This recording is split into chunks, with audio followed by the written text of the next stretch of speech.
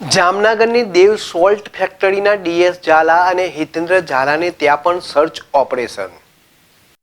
આવકવેરા વિભાગે આજે સવારથી જ જામનગરની જાણીતી દેવ સોલ્ટ ગ્રુપ પર મોટું સર્ચ ઓપરેશન હાથ ધર્યું છે. રાજકોટ અને અમદાવાદની કચેરીઓમાંથી આવેલી 25 ટીમોના 100માંથી વધુ અધિકારીઓએ જામનગર, અમદાવાદ અને મોરબી જિલ્લાના માળિયા વિસ્તારમાં એકસાથે દરોડા પાડ્યા છે. દેવ ગ્રુપના માલિકો ડીએસ ઝાલા અને એચડી ઝાલાની હરિપર મિયાણા ખાતેની મીઠાની ફેક્ટરી સહિત 15થી વધુ સ્થળોએ તપાસ ચાલી રહી છે. સૂત્રોના જણાવ્યા મુજબ માર્ચ મહિનાના અંત પહેલા આ વ્યવસાયમાં શંકાસ્પદ હલચલની માહિતી વિભાગને મળી હતી, જેના આધારે આ જ કાર્યવાહી હાથ ધરવામાં આવી છે. તપાસના પ્રથમ કલાકમાં જ અધિકારીઓને મહત્વપૂર્ણ દસ્તાવેજી પુરાવા મળ્યા છે.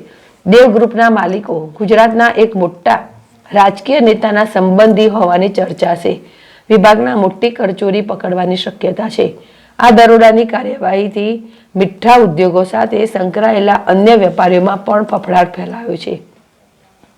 ઉલ્લેખનીય છે કે જામનગર, કચ્છ અને ગુજરાત દેશના મીઠા ઉત્પાદનમાં મહત્વનો હિસ્સો ધરાવે છે.